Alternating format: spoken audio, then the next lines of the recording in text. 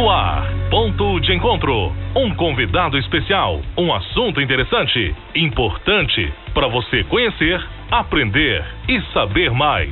Ponto de encontro. Agora, na Santana FM. Isto, acerte o relógio, 16h33. Sem sono? Tem sono? Boa tarde, doutor Franciliano. Boa tarde a todos.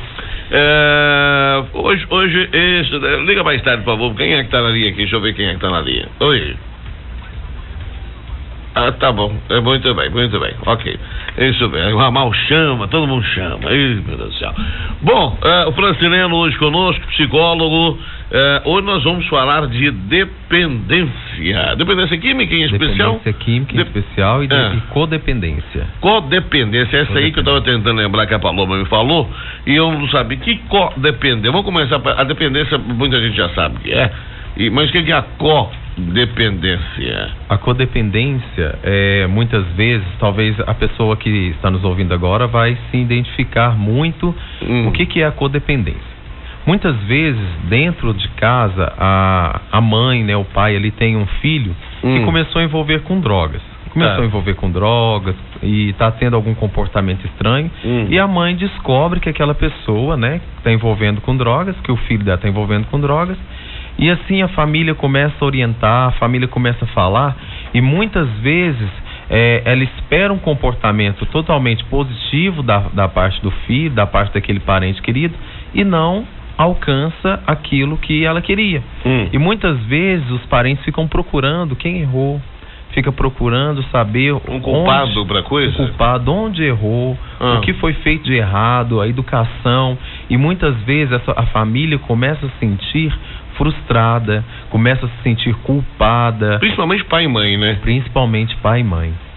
Acha que não foi competente para dar uma boa criação para o filho. Isso, aí acaba sofrendo também. Aí entra em depressão, né, e começa a perder noites de sono, onde precisa muitas vezes tomar uma série de medicamentos, né? A criança ou adolescente sai geralmente de casa e dá aquela preocupação, fica a noite inteira fora de casa ou o dia todo fora de casa, e a família sofre junto. Gera ansiedade, porque muitas vezes a mãe, por exemplo, a mulher é muita emoção, né?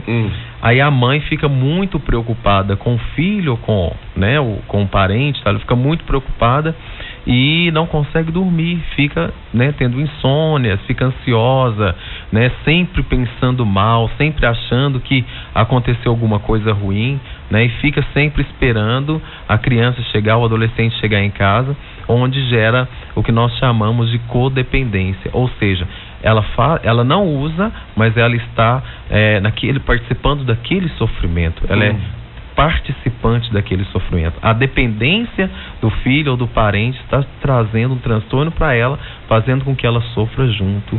É igual o fumante de tabela, né?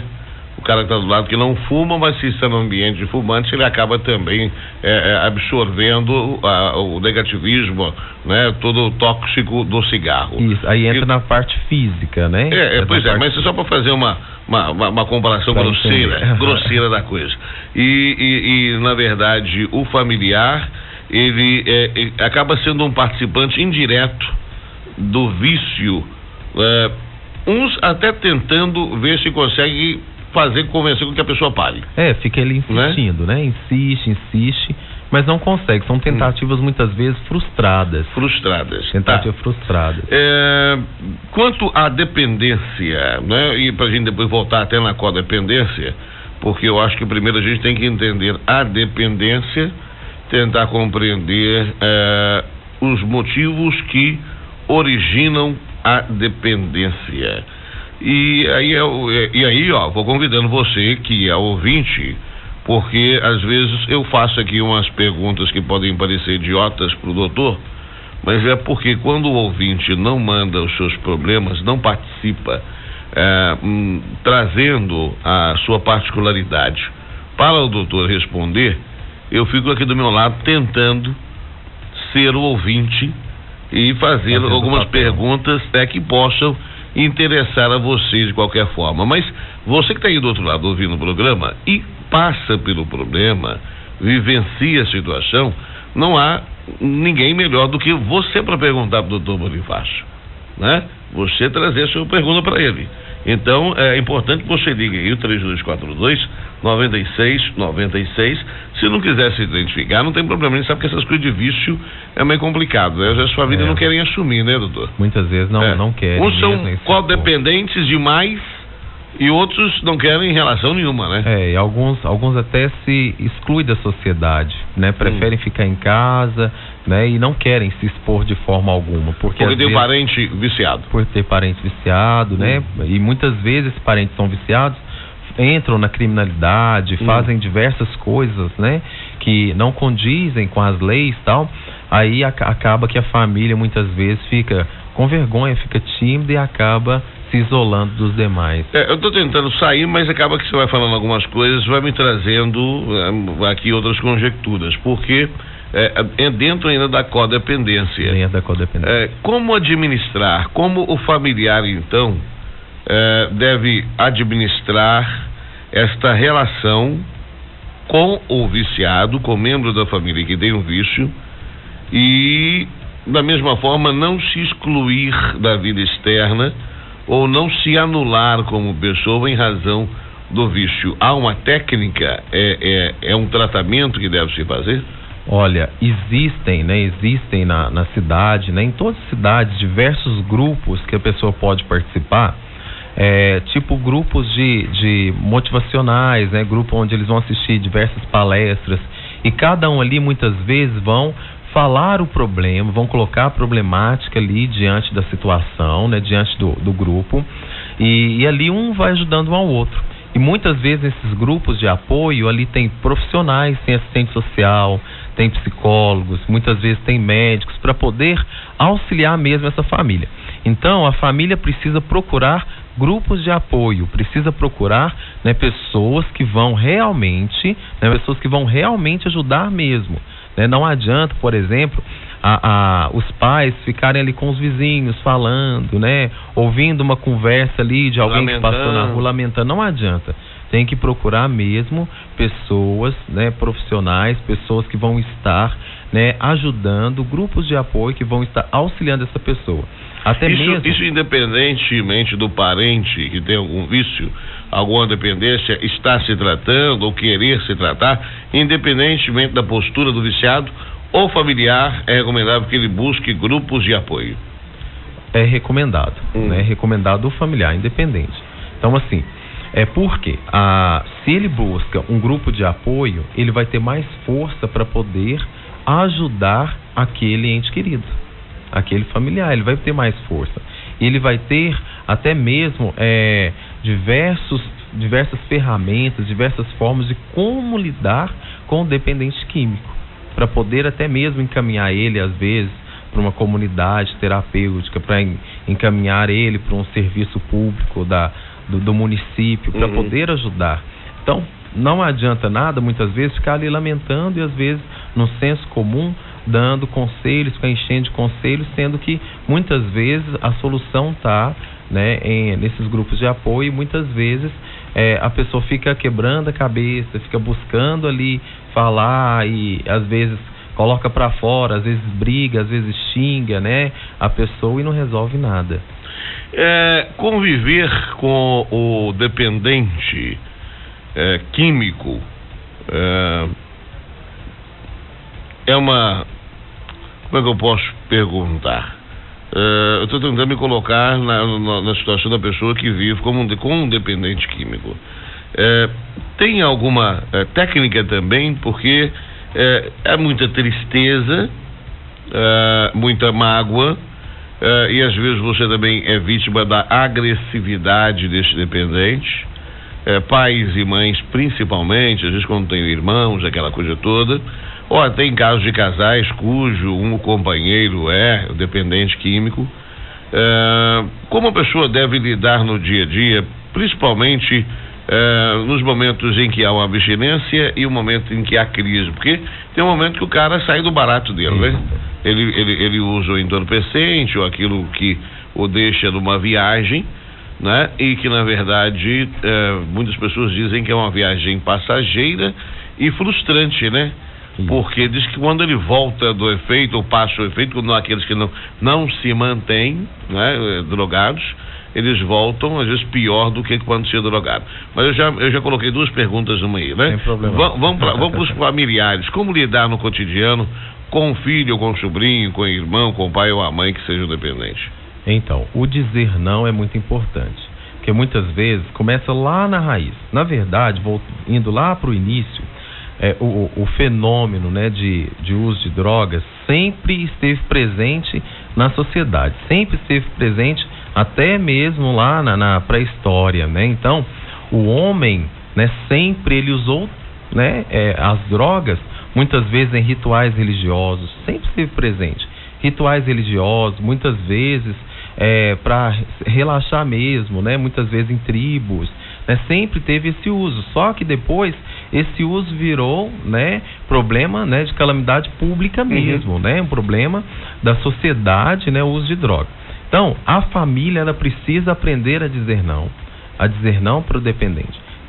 Já tive um caso, um estudo de caso, a gente não pode expor nome, né, não pode expor nome de forma alguma, da pessoa, por exemplo, ter a chave de casa, né, o rapaz entrava na casa, né, a hora que ele quisesse e tal, saía, né, usava droga e tal, e chegava em casa a hora que quisesse.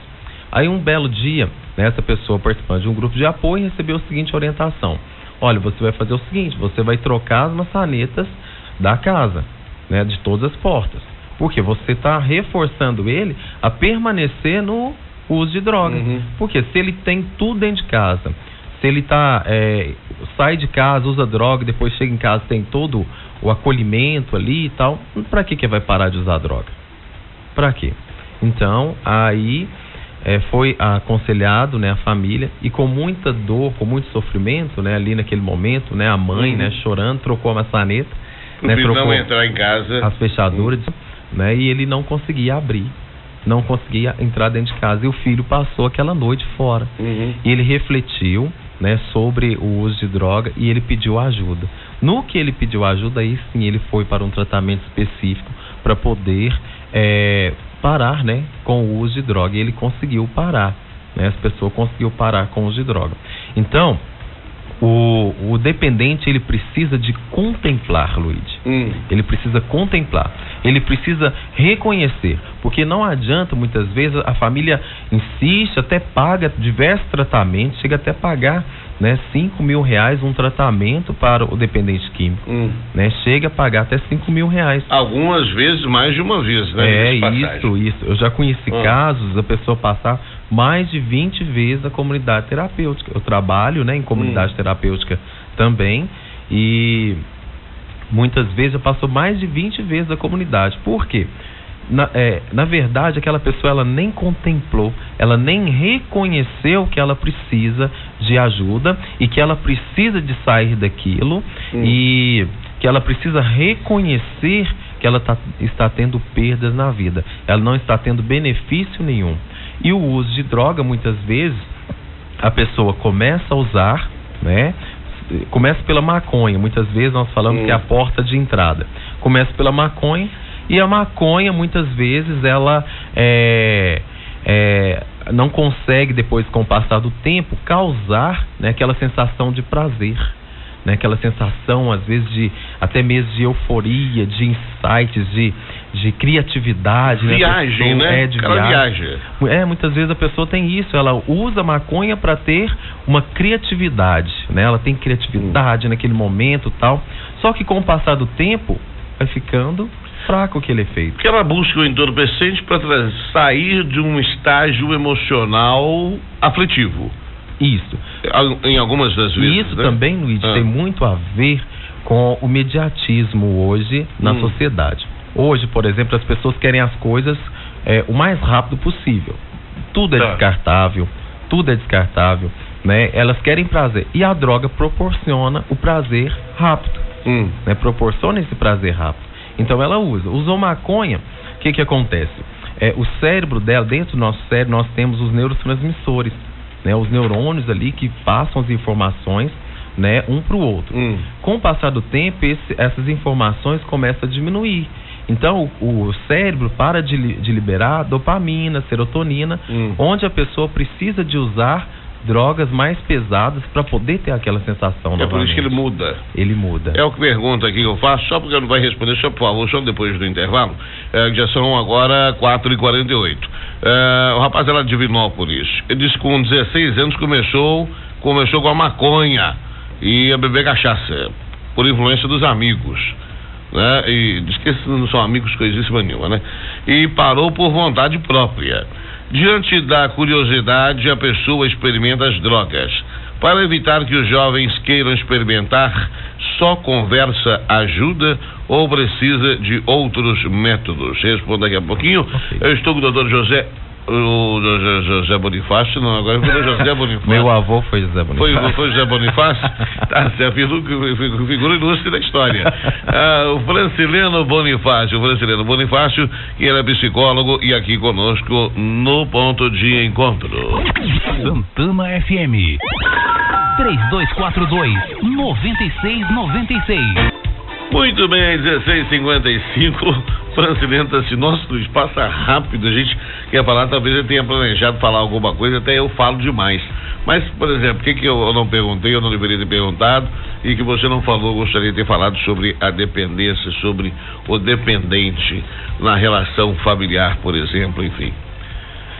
Alguma coisa que você gostaria de destacar do dependente? O dependente, geralmente, ele precisa, muitas vezes, até nós vamos entrar nessa questão. Eu tinha pergunta para fazer, né? Tem? Deixa eu fazer a pergunta, senão o ouvinte fica chateado. Lá de Divinópolis. Com 16 anos ele começou na maconha e beber cachaça. Isso por influência dos amigos. Ele parou por vontade própria. Ele diz que diante da curiosidade a pessoa experimenta as drogas. Para evitar que os jovens queiram experimentar a droga, só a conversa ajuda ou precisa de outro método? Como que é o nome dele? Ele não falou o nome? Robson. É o seguinte, acontece que você, por exemplo, parou de usar, parou de beber, porque você contemplou que aquilo não estava trazendo nenhum benefício para você e você chegou a uma decisão. Muitas pessoas conseguem dessa forma, agora outros muitas vezes não. A partir do momento que a pessoa consegue ela ter essa contemplação, esse reconhecimento de que aquilo está fazendo mal para ela, ela consegue parar. Por isso existem muitas pessoas que nem precisa de ir para comunidades terapêuticas, nem precisa, alguns, por exemplo, olha, fazem promessa, né? Eu posso falar um exemplo, por exemplo, aconteceu na minha família, minha avó, né, falecida hoje, mas ela bebia muito, né, e fumava muito. O que ela fez? Um dia ela dobrou o joelho, fez uma, não sei qual a santa, reconheceu o erro dela, né, reconheceu que não estava legal, a vida dela não estava trazendo benefício, fez uma promessa e nunca mais bebeu, nunca mais fumou. Acontece isso. Muitas pessoas convertem, né, a igreja evangélica, muitas vezes, e também param de usar, né, até drogas pesadas. Param de usar, porque elas, na verdade, elas reconheceram. Existem esses métodos que as pessoas procuram? Existem, sim. Mas se apoiar na fé e na religiosidade ajuda. As pessoas precisam de um elo entre ela e o vício. Isso. Na verdade, não é um elo, é algo que mais forte para...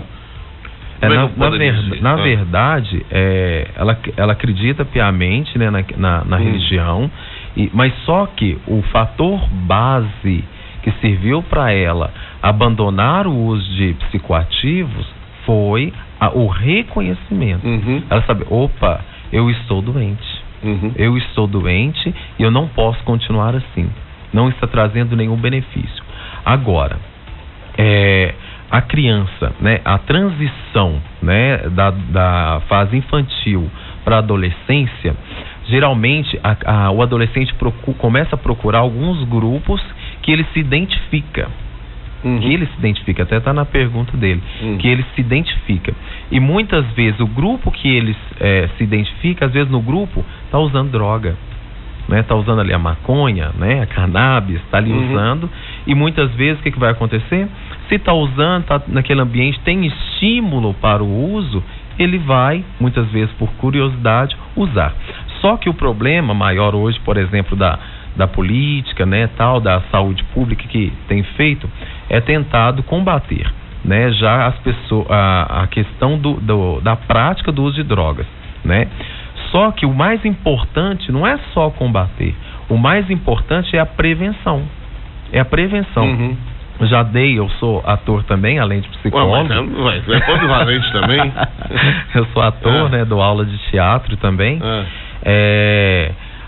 Eu faço diversos teatros, muitas vezes, né, em Matheus Leme, aqui em Itaúna, em Divinópolis. As pessoas me convidam para fazer um monólogo que eu faço, Sua Majestade, a Droga, né? Então eu vou e apresento. Então você tem esse foco já, você trabalha também com esse viés, vamos dizer assim. Isso, eu trabalho com dependentes químicos também. Muitas pessoas me procuram também na clínica hoje para trabalhar essa questão de dependência química. Então trabalho, né, em Matheus Leme também com dependentes químicos.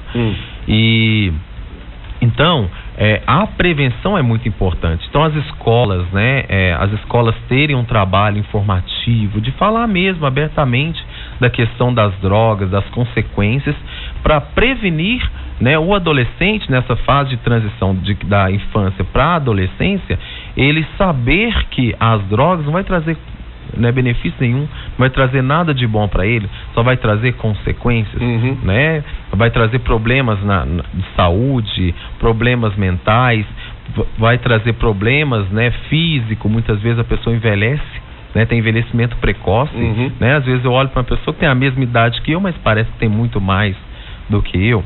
Então, é muito importante a prevenção e não ficar apagando o incêndio. Então, um trabalho, né, na cidade, um trabalho dentro de casa com a prevenção é muito importante.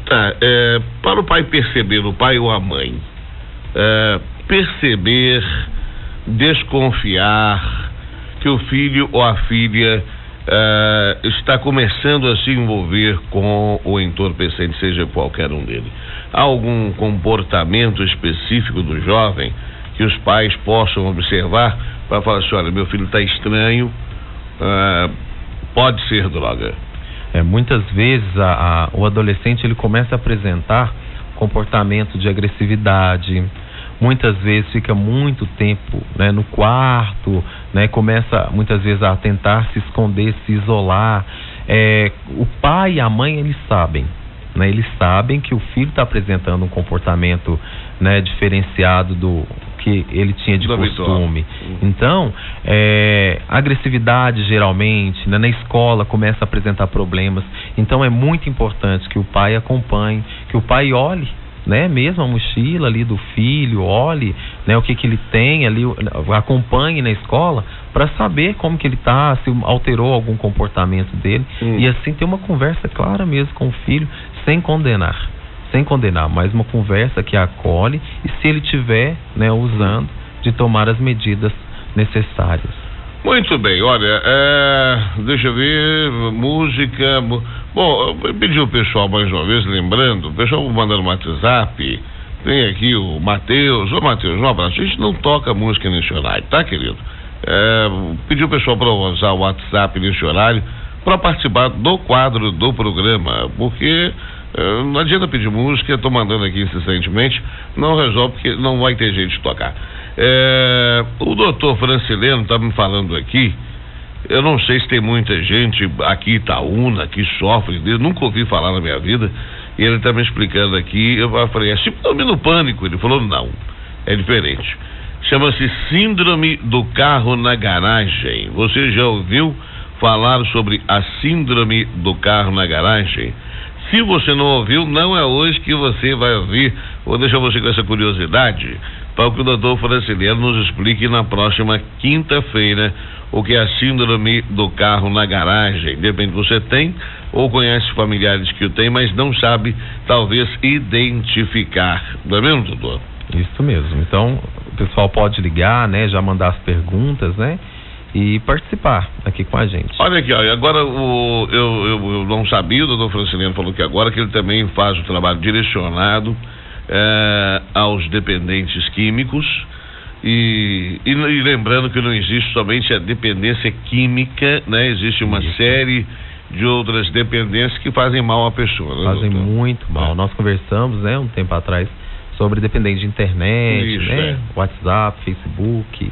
E, enfim, a gente sabe que esse é um problema cotidiano, infelizmente muito presente em muitas famílias, né? Quando a gente ouve assim, nossa, meus filhos não dão problema com nada. Quando a gente ouve falar os pais que meus filhos não dão problema com nada, basicamente estão se referindo com a droga, não é? Porque nossa, o filho dela dá um problema para ela, aí ele usa droga, não é? Geralmente as pessoas o menino pode ser meio travesso na escola, a moça pode ser meio rebelde, não gostar de lavar as vasilhas de casa, um pode não gostar de tomar banho, mas o filho não dá problema. Falou que o filho dá problema, é porque o filho talvez esteja envolvido com o mundo do tráfico. E muitas vezes não, né? Talvez tenha algum outro tráfico problema. Não, perdão, da droga. Com a droga, né? Mas pode ser um outro problema também.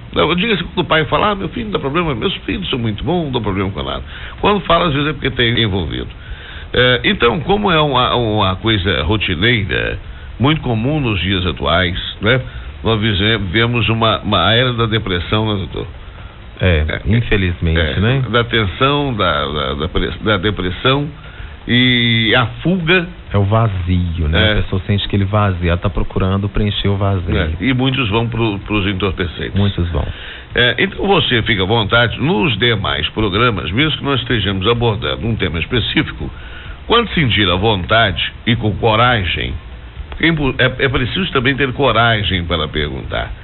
As pessoas têm receio, têm medo. As pessoas podem mandar também sugestão, né, Luiz? Esses dias nós tivemos aqui, não sei se foi o doutor que conversou, nós tivemos aqui discutindo a respeito do Centro de Convivência aqui de Itaúna, que andou envolvido na semana passada nos destaques dos noticiários, não sei se o doutor acompanhou, a respeito da transferência do Centro de Convivência, em razão das mais variadas que alega a Prefeitura, dentre elas a contenção de despesa, gastos com aluguel, etc, e eles estavam na intenção de tirar o pessoal aqui do Centro de Convivência do centro, da casa que ocupam, e levá-los para o CAPES 2 para fazer o atendimento. Então, várias discussões, dentre eles o fato de que algumas pessoas entendem, familiares, por exemplo, entendem que seria uma regressão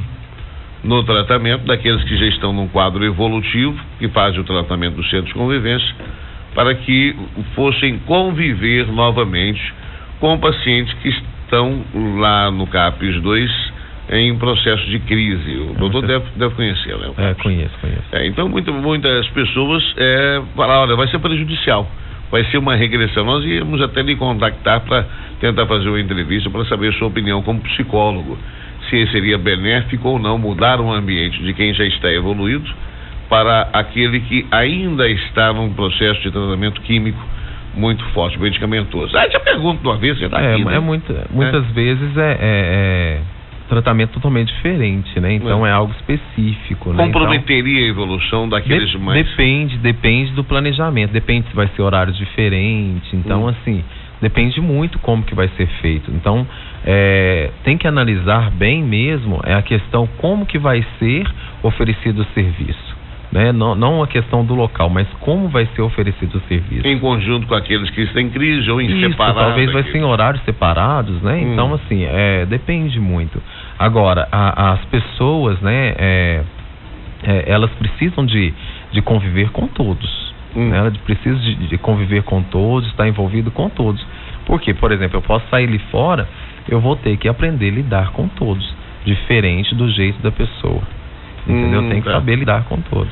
Isso aqui é para eu voltar no início da conversa da participação da coragem, porque tocando lá no Coisa do Centro de Convivência, nós convidamos, olha, você que tem um familiar que lá é atendido, entre aqui, dê a sua opinião, manifeste. Não teve um.